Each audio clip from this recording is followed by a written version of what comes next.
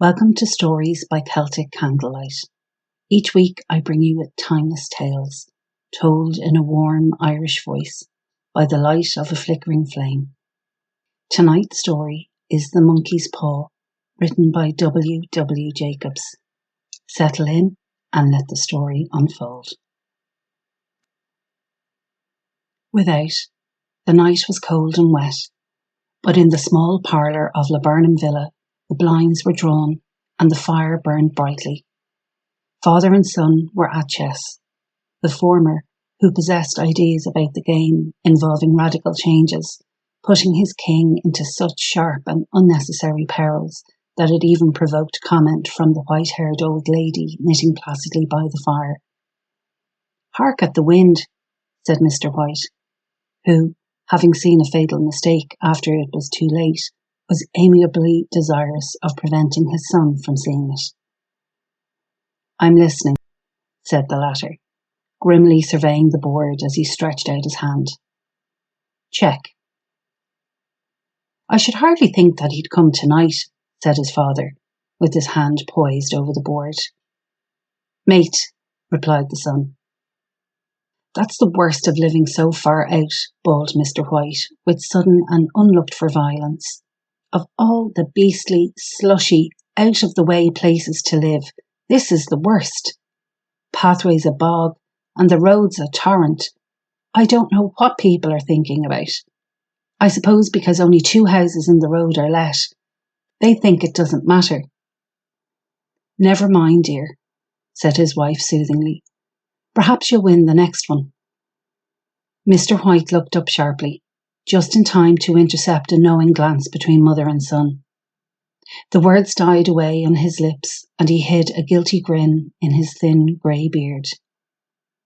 "There he is," said Herbert White, as the gate banged to loudly, and heavy footsteps came toward the door. The old man rose with hospitable haste, and opening the door, was heard condoling with the new arrival. The new arrival also condoled with himself, so that Mrs. White said, "Tut, tut," and coughed gently as her husband entered the room, followed by a tall, burly man, beady of eye and rubicund of visage. "Sergeant Major Morris," he said, introducing him. The Sergeant Major shook hands, and taking the proffered seat by the fire, watched contentedly while his host got out whisky and tumblers and stood a small copper kettle on the fire. At the third glass, his eyes got brighter, and he began to talk, the little family circle regarding with eager interest this visitor from distant parts, as he squared his broad shoulders in the chair and spoke of wild scenes and doughty deeds, of wars and plagues and strange peoples. 21 years of it," said Mr. White, nodding at his wife and son. "When he went away, he was a slip of a youth in the warehouse. Now look at him." "He don't look to have taken much harm," said Mrs. White politely. "I'd like to go to India myself," said the old man. "Just to look around a bit, you know." "Better where you are," said the Sergeant Major, shaking his head. He put down the empty glass and, sighing softly, shook it again. "I should like to see those old temples and fakirs and jugglers," said the old man. "What was it that you started telling me the other day about a monkey's paw or something, Morris?" "Nothing," said the soldier hastily. "Leastways, nothing worth hearing." "Monkey's paw?" said Mrs. White curiously. "Well, it's just a bit of what you might call magic, perhaps," said the Sergeant Major offhandedly. His 3 listeners leaned forward eagerly. The visitor absent-mindedly put his empty glass to his lips, and then set it down again. His host filled it for him. "To look at," said the Sergeant Major, fumbling in his pocket. "It's just an ordinary little paw, dried to a mummy." He took something out of his pocket and proffered it. Mrs. White drew back with a grimace, but her son, taking it, examined it curiously. "And what is there special about it?" inquired Mr. White as he took it from his son, and having examined it, placed it upon the table. "It had a spell put on it by an old fakir," said the Sergeant Major, "a very holy man. He wanted to show that fate ruled people's lives, and that those who interfered with it did so to their sorrow. He put a spell on it so that 3 separate men could each have 3 wishes from it. His manner was so impressive that his hearers were conscious that their light laughter jarred somewhat. "Well, why don't you have 3, sir?" said Herbert White cleverly. The soldier regarded him in the way that middle age is wont to regard presumptuous youth. "I have," he said quietly, and his blotchy face whitened. "And did you really have the 3 wishes granted?" asked Mrs. White. "I did," said the sergeant major, and his glass tapped against his strong teeth. "And has anyone else wished?" persisted the old lady. "The first man had his 3 wishes, yes," was the reply. "I don't know what the first 2 were, but the third was for death. That's how I got the paw." His tones were so grave that a hush fell upon the group. "If you've had your 3 wishes, it's no good to you now then, Morris," said the old man at last. "What do you keep it for?" The soldier shook his head. "Fancy, I suppose," he said slowly. "I did have some idea of selling it, but I don't think I will. It has caused enough mischief already. Besides, people won't buy. They think it's a fairy tale, some of them, and those who do think anything of it want to try it first and pay me afterward." "If you could have another 3 wishes," said the old man, eyeing him keenly, "would you have them?" "I don't know," said the other. "I don't know." He took the paw and, dangling it between his forefinger and thumb, suddenly threw it upon the fire. White, with a slight cry, stooped down and snatched it off. "Better let it burn," said the soldier solemnly. "If you don't want it, Morris," said the other, "give it to me." "I won't," said his friend doggedly. "I threw it on the fire. If you keep it, don't blame me for what happens. Pitch it on the fire again like a sensible man." The other shook his head and examined his new possession closely. "How do you do it?" he inquired. "Hold it up in your right hand and wish aloud," said the sergeant major. "But I warn you of the consequences." "Sounds like the Arabian Nights," said Mrs. White, as she rose and began to set the supper. "Don't you think you might wish for 4 pairs of hands for me?" Her husband drew the talisman from pocket, and then all 3 burst into laughter as the sergeant major, with a look of alarm on his face, caught him by the arm. "If you must wish," he said gruffly, "wish for something sensible." Mr. White dropped it back in his pocket and, placing chairs, motioned his friend to the table. In the business of supper, the talisman was partly forgotten, and afterward the 3 sat listening in an enthralled fashion to a second instalment of the soldier's adventures in India. "If the tale about the monkey's paw is not more truthful than those he has been telling us," said Herbert as the door closed behind their guest, just in time for him to catch the last train, "we shan't make much out of it." "Did you give him anything for it, father?" inquired Mrs. White, regarding her husband closely. "A trifle," said he, colouring slightly. "He didn't want it, but I made him take it, and he pressed me again to throw it away." "Likely," said Herbert with pretended horror. "Why, we're going to be rich and famous and happy. Wish to be an emperor, father, to begin with. Then you can't be henpecked." He darted around the table, pursued by the maligned Mrs. White, armed with an antimacassar. Mr. White took the paw from his pocket and eyed it dubiously. "I don't know what to wish for, and that's a fact," he said slowly. "It seems to me I've got all I want." "If you only cleared the house, you'd be quite happy, wouldn't you?" said Herbert, with his hand on his shoulder. "Well, wish for £200 then. That'll just do it." His father, smiling shamefacedly at his own credulity, held up the talisman as his son, with a solemn face, somewhat marred by a wink at his mother, sat down at the piano and struck a few impressive chords. "I wish for £200, said the man distinctly. A fine crash from the piano greeted the words, interrupted by a shuddering cry from the old man. His wife and son ran toward him. "It moved!" he cried, with a glance of disgust at the object as it lay on the floor. "As I wished, it twisted in my hand like a snake." Well, I don't see the money, said his son as he picked it up and placed it on the table, and I bet I never shall. It must have been your fancy, father, said his wife, regarding him anxiously. He shook his head. Never mind, though, there's no harm done, but it gave me a shock all the same. They sat down by the fire again while the two men finished their pipes. Outside, the wind was higher than ever, and the old man started nervously at the sound of a door banging upstairs. A silence unusual and depressing settled upon all three, which lasted until the old couple rose to retire for the night. I expect you'll find the cash tied up in a big bag in the middle of your bed, said Herbert as he bade them good night. And something horrible squatting up on top of the wardrobe, watching you as you pocket your ill-gotten gains. He sat alone in the darkness, gazing at the dying fire and seeing faces in it. The last face was so horrible and so simian that he gazed at it in amazement. It got so vivid that, with an uneasy laugh, he felt on the table for a glass containing a little water to throw over it.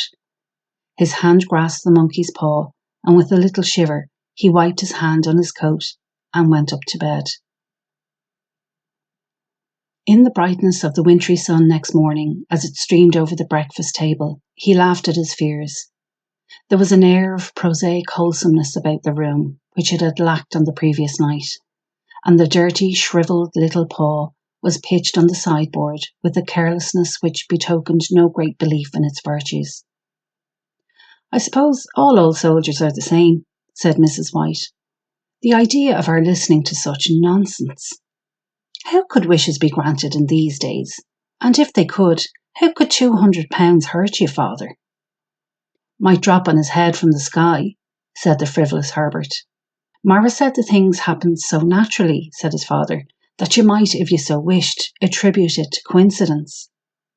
Well, don't break into the money before I come back, said Herbert as he rose from the table. I'm afraid it'll turn you into a mean, avaricious man, and we shall have to disown you. His mother laughed and followed him to the door, watched him down the road, and returning to the breakfast table was very happy at the expense of her husband's credulity, all of which did not prevent her from scurrying to the door at the postman's knock, nor prevent her from referring somewhat shortly to retired sergeant majors of biblious habits when she found that the post brought a tailor's bill. Herbert will have some more of his funny remarks, I expect, when he comes home, she said as they sat at dinner. I dare say, said Mr. White, pouring himself out some beer. But for all that, the thing moved in my hand, that I'll swear to. You thought it did, said the old lady soothingly. I say it did, replied the other. There was no thought about it. I had just... What's the matter? His wife made no reply. She was watching the mysterious movements of a man outside, who, peering in an undecided fashion at the house, appeared to be trying to make up his mind to enter.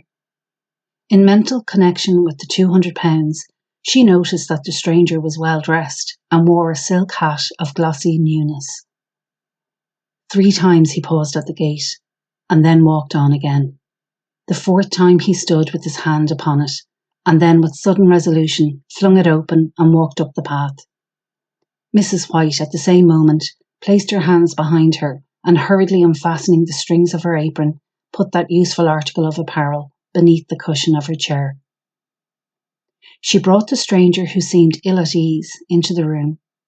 He gazed at her furtively and listened in a preoccupied fashion as the old lady apologised for the appearance of the room and her husband's coat, a garment which he usually reserved for the garden. She then waited as patiently as her sex would permit for him to broach his business.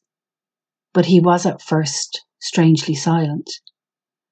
I was asked to call, he said at last, and stooped and picked a piece of cotton from his trousers. I come from Ma and Megan's. The old lady started. Is anything the matter? She asked breathlessly. Has anything happened to Herbert? What is it?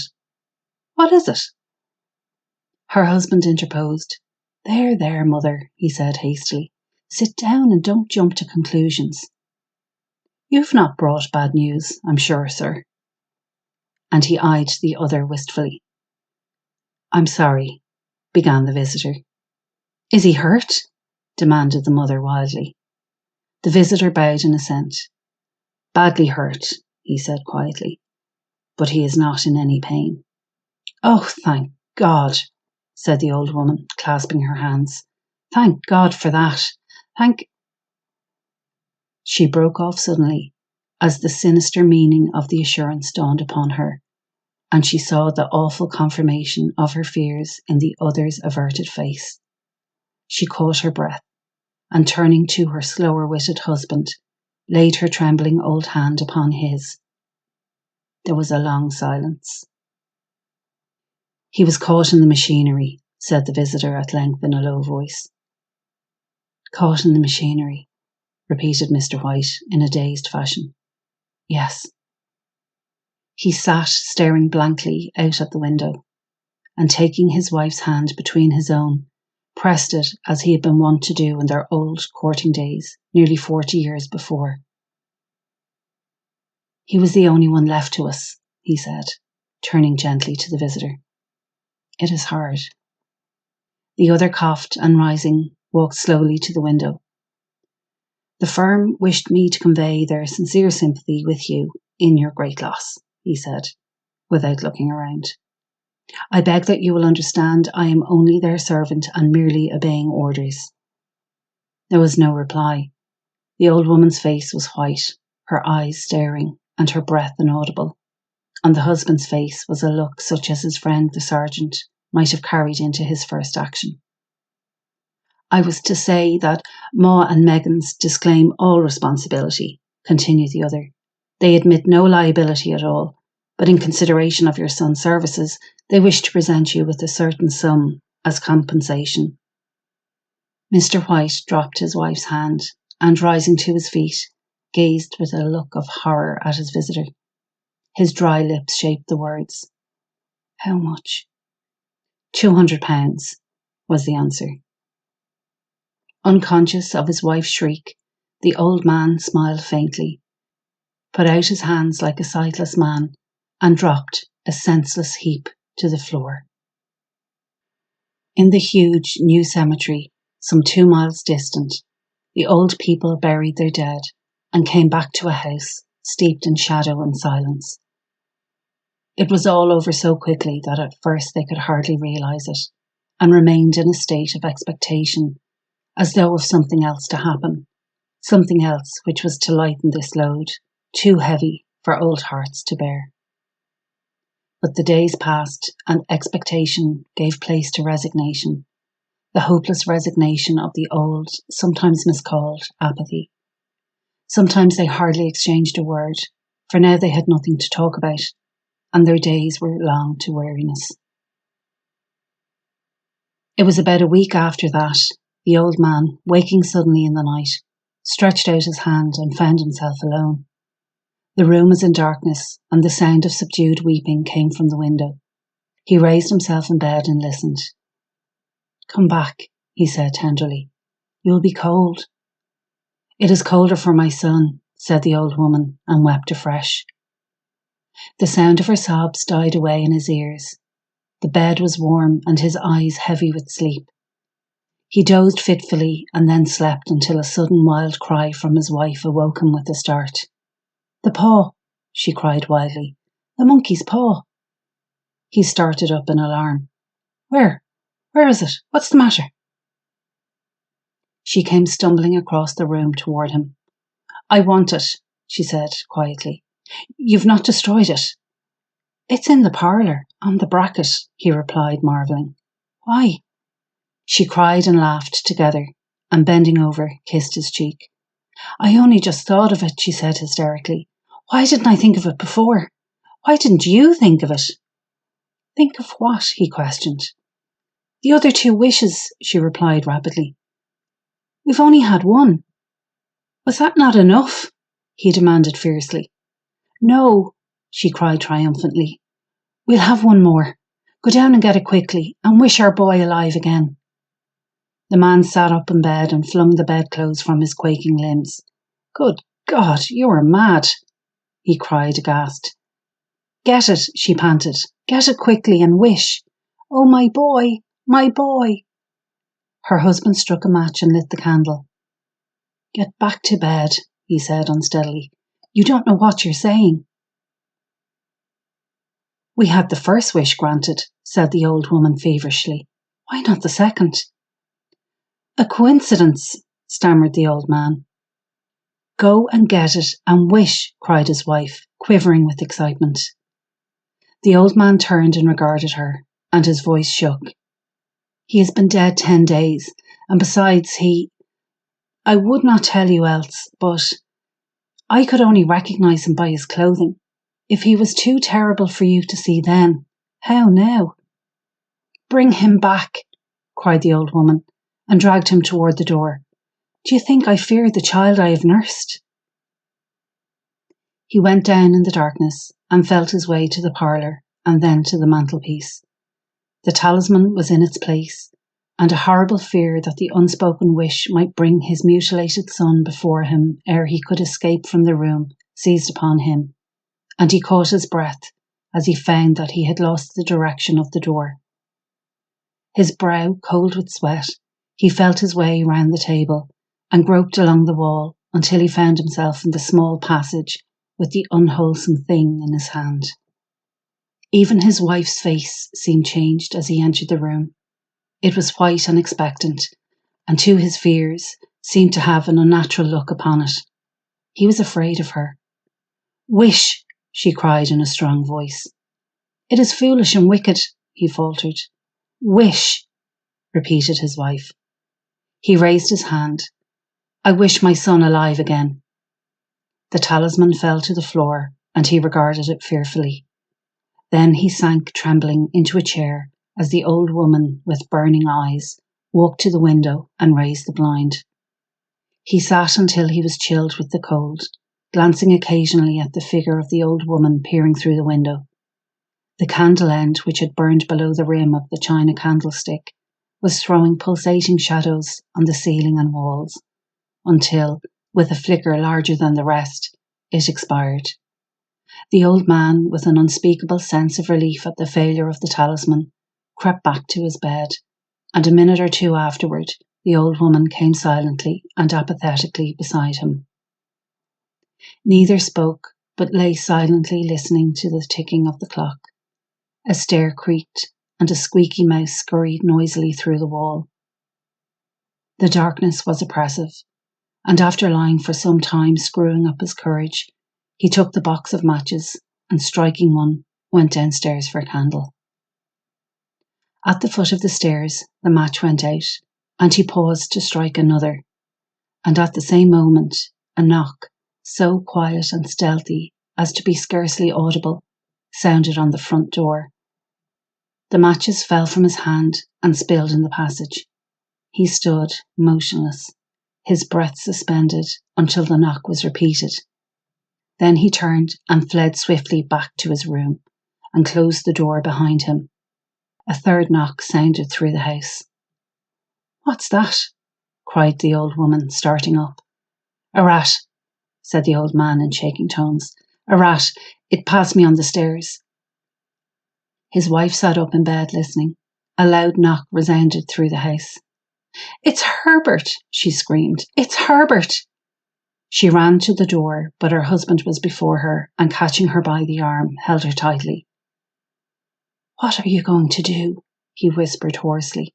It's my boy. It's Herbert, she cried, struggling mechanically. I forgot it was 2 miles away. What are you holding me for? Let go. I must open the door. For God's sake, don't let it in, cried the old man, trembling. You're afraid of your own son, she cried, struggling. Let me go. I'm coming, Herbert. I'm coming.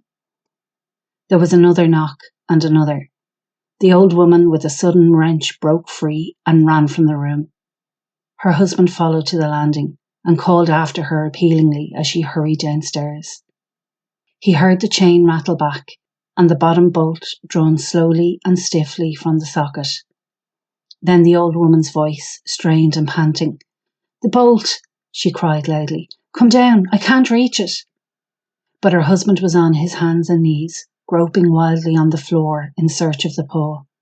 If he could only find it before the thing outside got in. A perfect fusillade of knocks reverberated through the house, and he heard the scraping of a chair as his wife put it down in the passage against the door. He heard the creaking of the bolt as it came slowly back, and at the same moment he found the monkey's paw and frantically breathed his third and last wish. The knocking ceased suddenly, although the echoes of it were still in the house. He heard the chair drawn back and the door opened. A cold wind rushed up the staircase, and a long, loud wail of disappointment and misery from his wife gave him courage to run down to her side, and then to the gate beyond. The street lamp flickering opposite shone on a quiet and deserted road. If you enjoyed this story, be sure to subscribe and return next week for another tale told by candlelight. Thank you for listening.